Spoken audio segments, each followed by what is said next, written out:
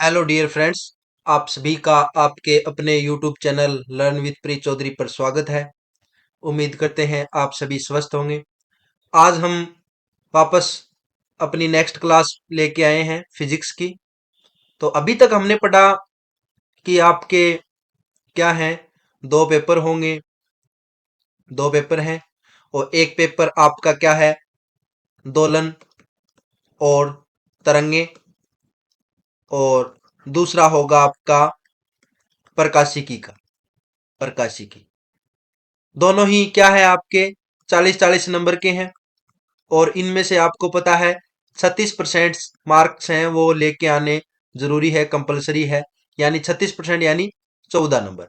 और मैं आपको विश्वास दिलाता हूं कि अगर आप लगातार ये मेरी क्लास लेते रहे तो आपके 40 में से लगभग 38 नंबर कंप्लीट आएंगे। यानी आपके नंबर कटेंगे नहीं बिल्कुल भी। तो बात करते हैं आज के नए सेशन की। नए सेशन में आज हम पढ़ेंगे वापस वही अपना जो लास्ट पढ़ा था उससे आगे कंटिन्यू करेंगे। तो बात करते हैं, देखो कल हमने कहां तक पढ़ा था। हमने पढ़ा था कि हमने पोटेंशियल एनर्जी निकाली थी। पोटेंशियल एनर्जी आई थी U इजिकल टू 1/2 के एक्स के। तो ये पोटेंशियल एनर्जी आ गई थी, अपने को पता है, जहां के क्या होता है अपना बल नियतांक होता है, नियतांक। ये अब जो भी अपने स्प्रिंग होगा तो स्प्रिंग का नियतांक हो जाएगा, नियतांक होता है यानी कांस्टेंट है। और एक्स अपने को पता है विस्थापन है, डिस्प्लेसमेंट। तो देखो बात करते हैं अब सरल आवर्त गति, इसको बोलते हैं सिंपल हार्मोनिक हार्मोनिक मोशन, सरल आवर्त गति। और शॉर्ट फॉर्म बोलते हैं इसको SHM, सिंपल हार्मोनिक मोशन। देखो कल भी मैंने इसके बारे में बताया था, सरल आवर्त गति क्या होती है कि जब कोई कण है वो अपनी मध्य स्थिति के इर्द गिर्द कंपन करता है यानी दोलन करता है। यानी वो एक परवलयाकार पथ, क्योंकि कल हमने बात की थी ना कि एक प्रकार के विभव कूप के अंदर गति करता है। यानी इधर ये बी तक जा सकता है, इधर ए तक जा सकता है। तो इस प्रकार का इसका क्या है, दोलन होता रहेगा। और ये एक क्या है, परवलयाकार पथ है। तो इसके परवलयाकार विभव कूप में क्या है, ये दोलन करता रहेगा। और एक निश्चित समय के बाद क्या है, अपने पथ को क्या है, दोहराएगा। तो इस प्रकार की गति होगी अपनी मध्य स्थिति के इर्द गिर्द, वो आपकी क्या कहलाएगी, सरल आवर्त गति कहलाएगी। जब कोई कण परवलयाकार विभव कूप में दोलन करता है तो कण की यह गति सरल आवर्त गति कहलाती है। तथा कण सरल आवर्ती दोलक, यानी जो कण होगा ना उसको सरल आवर्ती दोलक कहेंगे। और दोलित्र या दोलित्र कहलाता है। अतः सरल आवर्ती दोलक की स्थितिज ऊर्जा ये हमने कल पढ़ी थी, पोटेंशियल एनर्जी। और पोटेंशियल एनर्जी क्या होती है, 1/2 के एक्स स्क्वायर होती है, जहां पे के आपका क्या है, बल नियतांक है।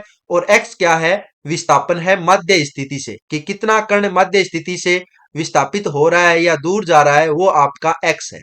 और हमें पता है कि एफ इजकल टू क्या होता है, minus del u by del x होता है। अब इस एफ का क्या है, फोर्स का आप क्या ले रहे हो, ओनली मैग्नीट्यूड काम में ले रहे हैं, क्योंकि अपने को पता है इसका विस्थापन हो रहा है, डिस्प्लेसमेंट हो रहा है, वो ओनली एक्स डायरेक्शन में हो रहा है। तो आई कैप वगैरह नहीं ले रहे हैं, ओनली मैग्नीट्यूड काम में ले रहे हैं। और अब देखो D you by D x लिख दिया, यू का मान रखोगे आप यहाँ पे, यू का मान क्या है, अपने ऊपर आया हुआ है, तो आप रख दो del by del x. U का मान है 1/2 के एक्स स्क्र, तो इसका क्या हो जाएगा, अवकलन हो जाएगा। अवकलन होगा तो अपने को पता है 1/2 के एक्स एक्स स्क्र है। अवकलन होता है क्या होता है, 2 आगे आ जाती है पावर, और एक पावर घटा के लिख देते हैं, 2 से 2 कैंसिल हो गया, यानी के एक्स माइनस का। तो एफ का मान आ गया माइनस के एक्स, और जहां के क्या है आपका बल नियतांक। ठीक है, आगे बात करते हैं। अब अपने को पता है माइनस चिन्ह क्या शो करता है, इसमें नेगेटिव ऋणात्मक साइन आ रहा है, ये क्या बताता है, ऋणात्मक चिन्ह बताता है कि जब आपका डिस्प्लेसमेंट होगा मध्य स्थिति से तो इसके अपोजिट में एक बल लगेगा, अपोजिट डायरेक्शन में। आप तो इस कण को क्या है, इधर एक्स डायरेक्शन में डिस्प्लेसमेंट कर रहे हो, लेकिन जो रिस्टोरिंग फोर्स है, प्रत्यानयन बल है आपका एफ आर, वो इस डायरेक्शन के क्या है, अपोजिट में लगेगा। यानी इसको मध्य स्थिति की ओर लाने का प्रयास करेगा। तो ये माइनस साइन यही बता रहा है कि एफ की डायरेक्शन होती है वो अपोजिट होती है आपके डिस्प्लेसमेंट के, यानी ऋणात्मक चिन्ह यह दर्शाता है कि जब कण संतुलन बिंदु से दूर हटता है तो दोलक पर लगने वाला बल संतुलन बिंदु की दिशा में होता है। यानी संतुलन बिंदु की, यानी आपका जो मध्य स्थिति है, क्योंकि मध्य स्थिति पे आपका क्या है, कण है, वो क्या है, संतुलित है। संतुलित है तो इसकी दिशा में ही आपका क्या है, बल लगेगा। ठीक है, तो आगे चलते हैं। देखो, मध्य स्थिति संतुलन स्थिति की ओर आपका क्या है, बल लग जाएगा। अब बात करते हैं आगे। देखो, यह बल प्रत्यानयन बल कहलाता है, यानी जो बल आपका लगता है वो क्या कहलाता है, रिस्टोरिंग फोर्स कहलाता है। Restoring force. रिस्टोरिंग फोर्स क्यों बोलते हैं, क्योंकि प्रत्यानयन बल को बोलते हैं रिस्टोरिंग, क्योंकि ये क्या करता है, जो मध्य स्थिति से आप दूर गए हो तो उसको वापस रिस्टोर करता है, अपनी जगह पे लेके आता है। अर्थात सरल आवर्त गति साम्य अवस्था के इधर उधर कण की वह दोलन गति है जिसमें प्रत्यानयन बल विस्थापन के क्या होता है, समानुपाती। तो एक और डेफिनेशन हो गई कि F इजिकल टू क्या हो गया, माइनस के एक्स। और आप क्या लिख सकते हो, के आपका क्या है, नियतांक है, तो इसको हटाओ तो आपका ये हो जाएगा x। यानी क्या आ गया कि साम्यावस्थ सरलावर्त गति वह होती है, यहां से डेफिनेशन आ गई कि सरलावर्त गति वह होती है जिसमें प्रत्यानयन बल F रिस्टोरिंग फोर्स है ना, ये क्या होता है, विस्थापन के समानुपाती होता है विस्थापन के समानुपाती है। लेकिन इसकी डायरेक्शन क्या होती है, साम्यावस्था की ओर होती है, क्योंकि डिस्प्लेसमेंट आपका अगर x धनात्मक दिशा में हो रहा है, पॉजिटिव दिशा में हो रहा है, तो इसमें रिस्टोरिंग फोर्स होगा Fr, उसकी डायरेक्शन क्या होगी, माइनस x की ओर होगी, यानी अपोजिट डायरेक्शन होगी। अब नेक्स्ट अपना टॉपिक क्या है इसमें, सिंपल हार्मोनिक मोशन। अभी तो हमने सिंपल हार्मोनिक मोशन पढ़ा है, सरल आवर्त गति पढ़ा है। सरल आवर्त गति का समीकरण क्या होगा, इक्वेशन पढ़ना है अपने को। तो SHME लिख सकते हो आपको कि सरल सिंपल हार्मोनिक मोशन इक्वेशन की इसका समीकरण क्या होता है। तो बात करते हैं समीकरण की। हमने मान लिया, एक चीज मान ली कि माना कोई कण है, मान लिया, माना कोई कण है, कोई कण है हमने ले लिया जिसका मास क्या है, मास है m। m द्रव्यमान का हमने कोई कण ले लिया और वो अपनी संतुलन अवस्था, यानी देखो ये ग्राफ बनेगा, अपने को पता है। तो m मास का कोई कण है, ये अपनी मध्य स्थिति के इर्द गिर्द कंपन करता है, यानी दोलन करता है। या आगे आप इसमें एग्जांपल भी कराऊंगा मैं कि आप एक स्प्रिंग ले लो, स्प्रिंग के छोर पे आपने क्या है, एक द्रव्यमान लटका दिया है या बाइंड कर दिया है। अब इसको डिस्प्लेसमेंट कर रहे हो x, तो रिस्टोरिंग फोर्स लगेगा इधर F ऑफ R, उसका मान आएगा माइनस के एक्स। ये सारा कुछ आगे मैं बताऊंगा। वैसी कंडीशन यहाँ पे ले सकते हो, या आप कोई नई कंडीशन ले सकते हो कि मान लिया कोई m द्रव्यमान का कण है, अपनी संतुलन बिंदु के इधर उधर दोलन करता है, और किसी टी समय पर कण का विस्थापन क्या है, x है। कोई एग्जैक्ट टाइम नहीं लिया आपने, कोई ऐसा ही मान लिया कि t टाइम है रैंडमली, तो इसका त्वरण क्या हो जाएगा, एक्सेलरेशन हो जाएगा a। अपने को पता है कि विस्थापन होता है x, उसका क्या कर दो आप, दो बार अवकलन कर दो t के रिस्पेक्ट में, तो वो आपका क्या होता है, त्वरण होता है। अब देखो यहां पे अपने को पता है कि आप x विस्थापन कर रहे हो तो बल F of R restoring force लगेगा माइनस के एक्स। ये अपना किस सरल आवर्त गति की डेफिनेशन है। और एक न्यूटन के अनुसार बल क्या होता है, F is equal to m a होता है। एम ए का मान अपने को पता है d2x/dt² है। तो प्रत्यानयन बल अपने पढ़ाई है F of R is equal to minus k x. तो आप दोनों इक्वेशन, दो इक्वेशन बना दी हमने कि एक तो न्यूटन के अनुसार बल कण पे कितना लगेगा, F is equal to m a, तो m d2x/dt²। एक तो ये इक्वेशन हो जाएगी, इक्वेशन फर्स्ट। और एक प्रत्यानयन बल आपका सरल आवर्त गति में आता है जो F ऑफ R क्या हो जाएगा, माइनस के एक्स, जो आपके कण पे लगता है। इक्वेशन नंबर 2 हो गई। अब आप क्या कहोगे कि इक्वेशन दोनों ही क्या है, बल की हैं, तो आप दोनों को बराबर कर सकते हो। दोनों को बराबर किया तो m d2x/dt² is equal to minus k x. तो अपने पास d2x m को मैंने नीचे भेज दिया, और हमने मान लिया कि जो ओमेगा नोट आया है, यानी अपने पास इक्वेशन बन गई d two x upon d t square is equal to minus k by m into x, और हमने मान लिया omega naught square is equal to k by m है, और ओमेगा नोड का मान क्या आ गया, root of k by m. तो ये इक्वेशन बन गई अपनी। के बाई एम की जगह हमने ओमेगा नोड स्क्वायर रख दिया, तो अपनी इक्वेशन आ गई d two x upon d t square minus omega naught square x.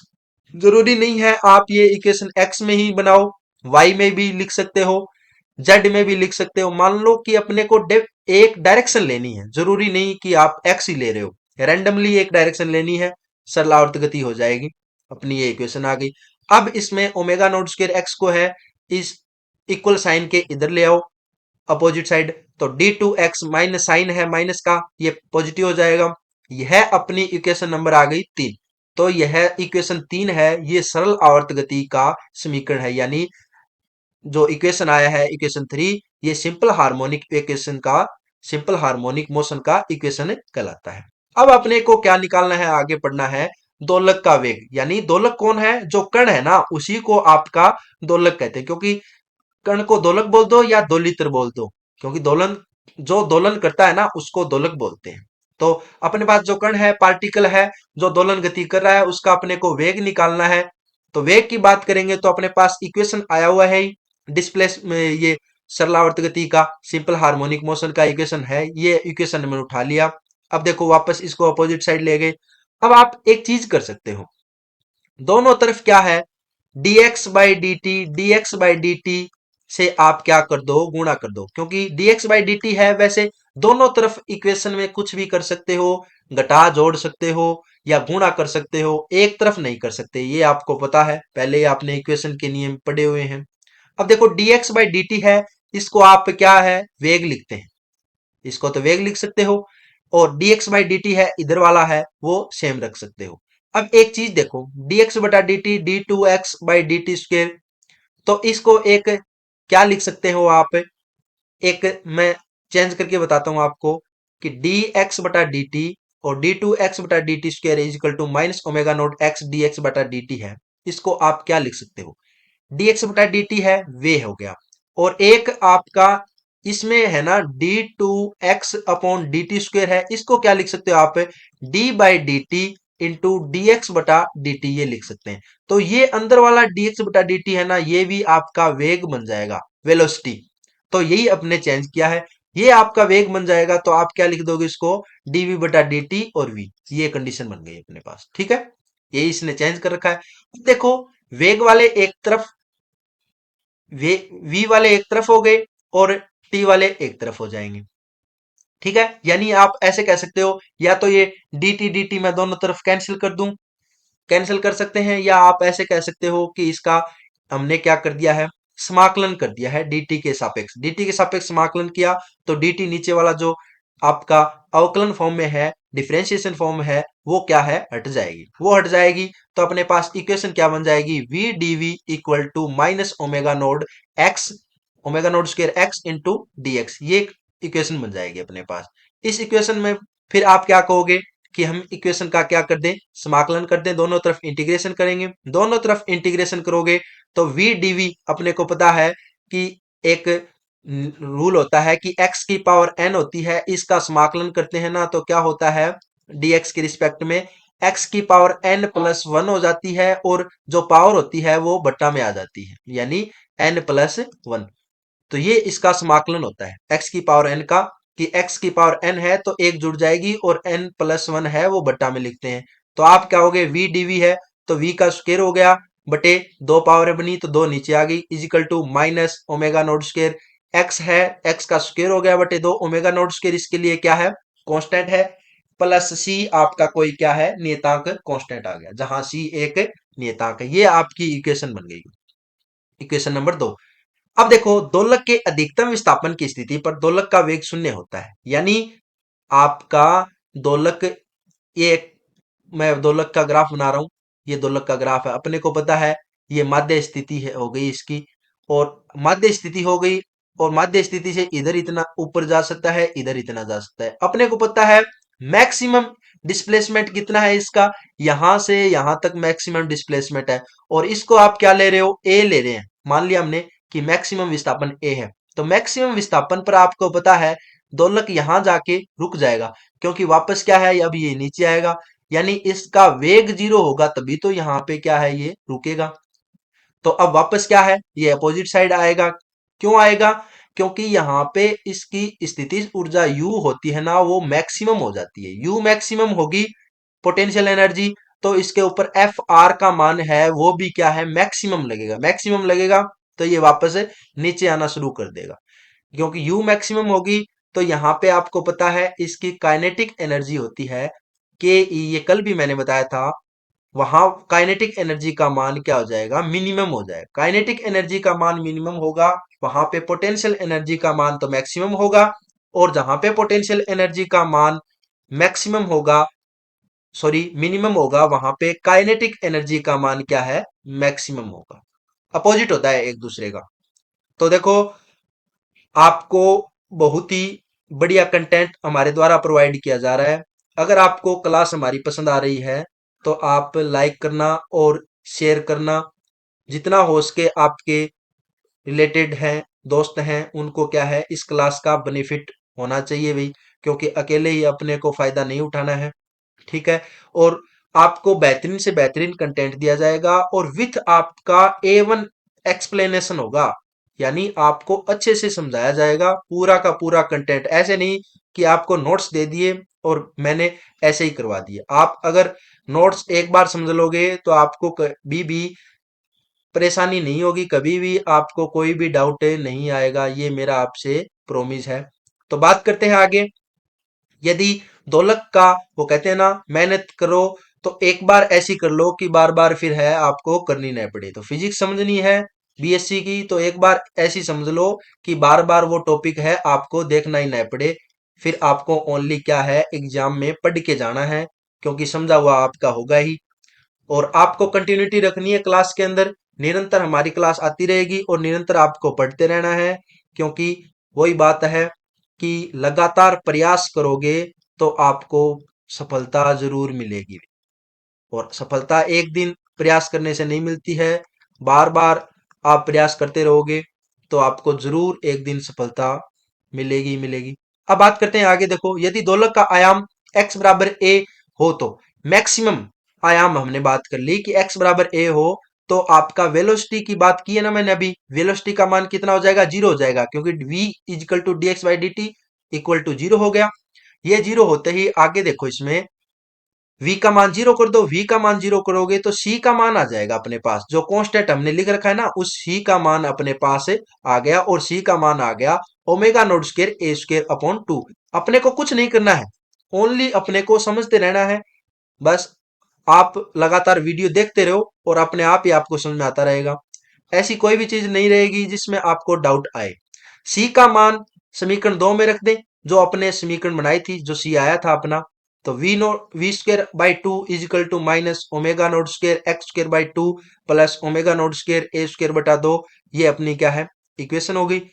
अब देखो दो है, दो सभी में पूरी इक्वेशन में है तो कैंसिल हो जाएगा। ओमेगा नोट स्क्वायर भी दोनों में है तो ये आपके क्या है कॉमन आ जाएगा। तो ए स्क्वायर माइनस एक्स स्क्वायर और वी है इधर स्क्वायर है तो आप क्या है दोनों तरफ रूट ले लो, दोनों तरफ क्या है वर्ग मूल ले लिया आपने। तो समीकरण 3 दोलक के वेग को दर्शाती है। ये अपने क्या है वेलोसिटी का इक्वेशन आ गया, वेलोसिटी यानी वेग का इक्वेशन आ गया। अब बात करते हैं अपने आगे दोलक का डिस्प्लेसमेंट भी निकालना है अपने को, विस्थापन भी निकालना है। विस्थापन की बात करते हैं तो देखो बात करते हैं विस्थापन की। v इक्वल टू अभी हमने ये पढ़ रखा है कि वेलोसिटी आ गई अपने पास omega naught root of a square minus x square. एक चीज और बताऊं देखो मैं आपको कि आप डिस्प्लेसमेंट का सीधा भी निकाल सकते हो। कैसे? मैंने देखो एक ग्राफ बना दिया है। हमने क्या है गति ले ली कि कोई अपना कण है वो ऐसे सरल आवर्त गति कर रहा है, वर्तीय कण है वो वर्तीय गति कर रहा है, वर्तीय गति कर रहा है कोई कण वर्तीय तो पी कोई कण है, या मान लो ये कोई एक पोजीशन ले रहे हैं पार्टिकल की, और हमने मान लिया इसके साथ वाई डायरेक्शन के साथ है, वाई है और ये एक्स है, इसमें इसके साथ थीटा कोण बना रहा है। थीटा कोण बना रहा है, और ये ए त्रिज्या पे आपका क्या है, रोटेशन कर रहा है कण। तो देखो पी का अपने को पता है कि इसका प्रक्षेप आएगा, प्रोजेक्शन आएगी वो एक्स और वाई पे आएगी प्रोजेक्शन, अपने को पता है। और हमने ये थीटा मान लिया, इसकी देखो एंगुलर मोशन हो रहा है तो हमने मान लिया ओमेगा टी, अपने को पता है विस्थापन डिस्प्लेसमेंट एंगुलर कोणीय गति होती है तो theta is equal to omega t होता है। ठीक है। अब देखो एक चीज कि पी कण है तो पी का प्रोजेक्शन होगा ना, इसकी छाया होगी, वो आपकी एक्स और वाई अक्ष के अनुदिश है ना, एक्स और वाई अक्ष होगा, वाई अक्ष, इन दोनों के रिस्पेक्ट में इसका प्रोजेक्शन आएगा, वो आपका क्या है, सिंपल हार्मोनिक मोशन आएगा। सिंपल हार्मोनिक मोशन कैसे, देख लो कि ये कण है, ये अगर यहां से स्टार्ट करता है चलना, तो यहां से स्टार्ट करता है तो इसकी प्रोजेक्शन क्या है, यहां पे है। ठीक है। अब यहां से इधर जाएगा तो प्रोजेक्शन एक्स के रिस्पेक्ट में देख रहे हो आप, तो यहाँ पे प्रोजेक्शन बढ़ती बढ़ती जाएगी, यहाँ पे आ जाएगी। और अब इसका ये कण इधर जा रहा है तो प्रोजेक्शन यानी यानी ये कण ऊपर नीचे ऐसा होता रहेगा, एक्स प्लस और एक्स माइनस में, तो यानी इसकी प्रोजेक्शन आएगी वो क्या है, सरलावर्त गति, ये वापस इधर आ जाएगा तो वापस इधर आ जाएगा, प्रोजेक्शन ऐसी आ जाएगी। और वाई के रिस्पेक्ट में देख रहे हो तो ये देखो इधर से इधर ले लो तो इसका प्रोजेक्शन ऐसे आता रहेगा, यानी इसका प्रोजेक्शन होगा ना वो इसकी सरल आवर्त गति होगी। सरल आवर्त गति होगी तो आप क्या कह सकते हो कि इसमें अपने को पास थीटा एंगल दिया हुआ हो और ए रेडियस दी हुई हो, तो आप पी का प्रोजेक्शन निकाल सकते हो, यानी ये एक्स एक्सिस होती है और ये वाई एक्सिस होती है। एक्स एक्सिस में अब प्रोजेक्शन निकालते हो तो पी का घटक y इजिकल टू हो जाएगा, क्षैतिज घटक लेते हैं ओरिजेंटल तो वो तो होता है a cos theta, y is equal to a cos theta, ये तो हो गया इसका क्षैतिज घटक।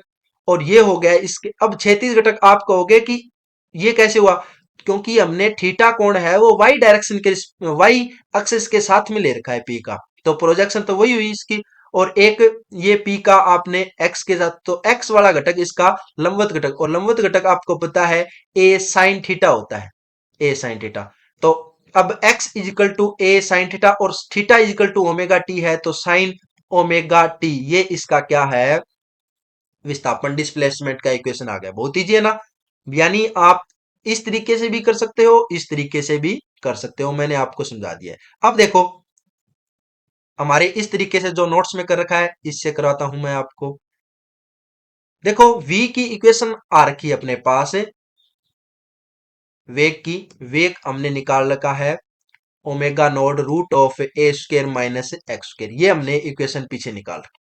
अब मैं क्या कर दूं, v को dx बटा dt लिख दिया, dx बटा dt लिख दिया, x वाले एक तरफ कर लो, y वाले सॉरी t वाले एक तरफ कर लो, x वाले एक तरफ किया omega naught root of a square minus x square, तो x वाला इधर ले आओ, dx upon root a square minus x square is equal to omega naught into d t. अब आप क्या करो, दोनों तरफ इसका इंटीग्रेशन कर दो, दोनों तरफ इंटीग्रेशन करोगे तो ये तो बन गया अपने पास साइन इनवर्स एक्स बाई ए, अपने को पता है साइन इनवर्स एक्स बटा ए का इंटीग्रेशन होता है वो ये होता है, और omega naught T D T का इंटीग्रेशन हो गया टी प्लस कोई कांस्टेंट आ गया 5।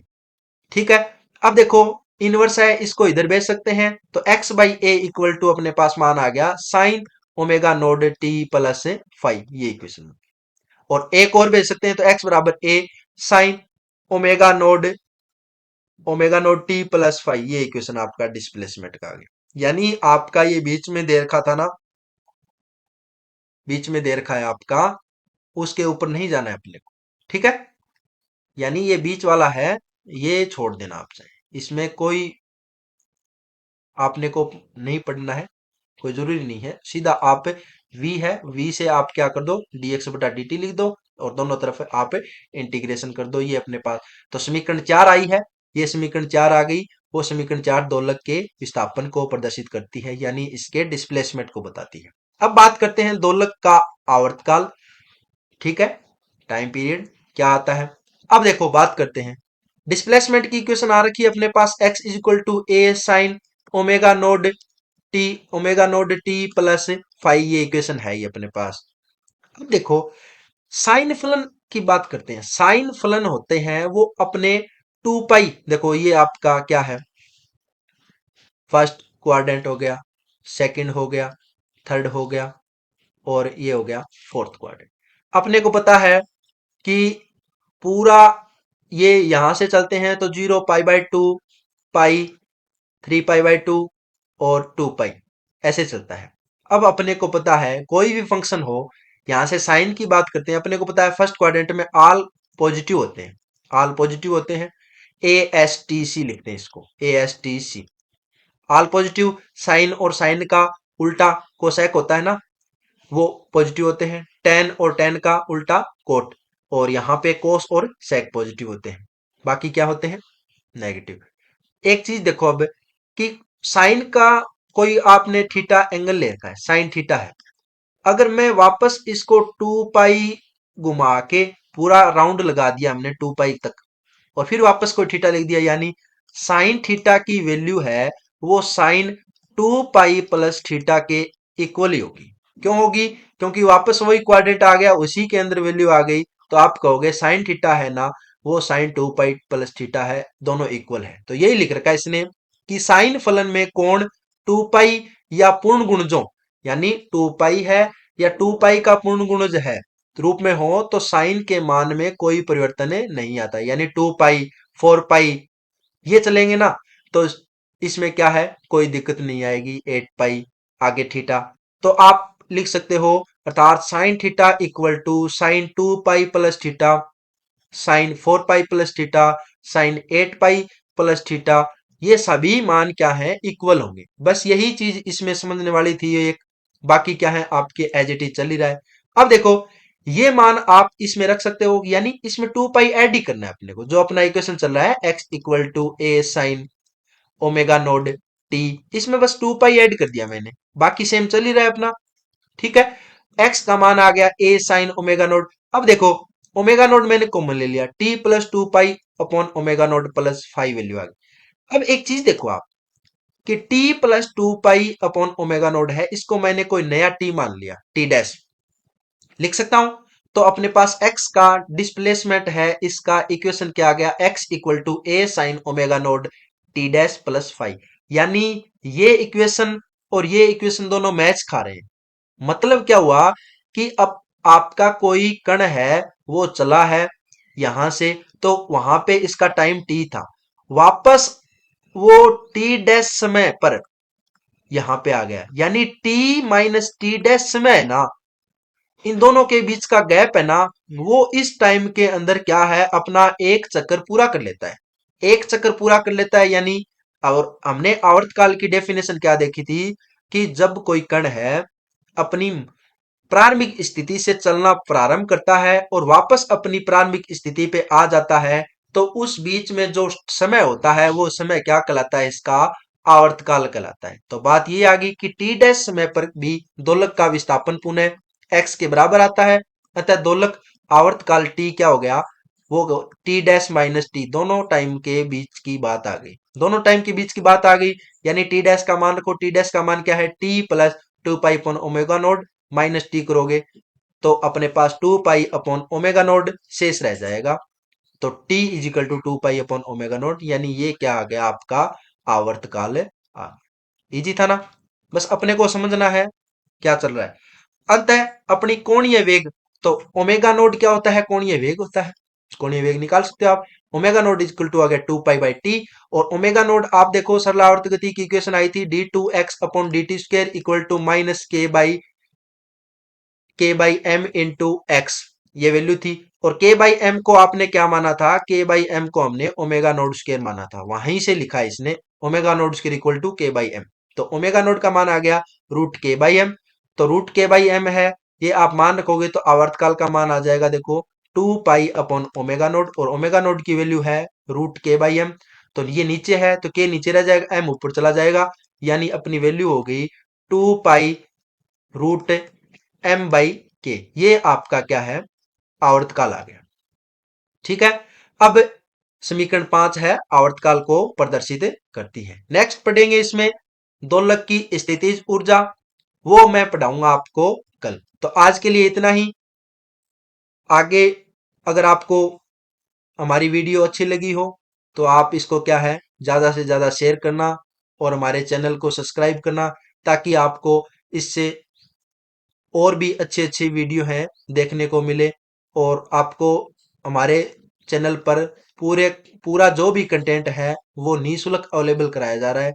तो आप सभी से हमें उम्मीद है कि आप ज़्यादा से ज़्यादा सपोर्ट करेंगे।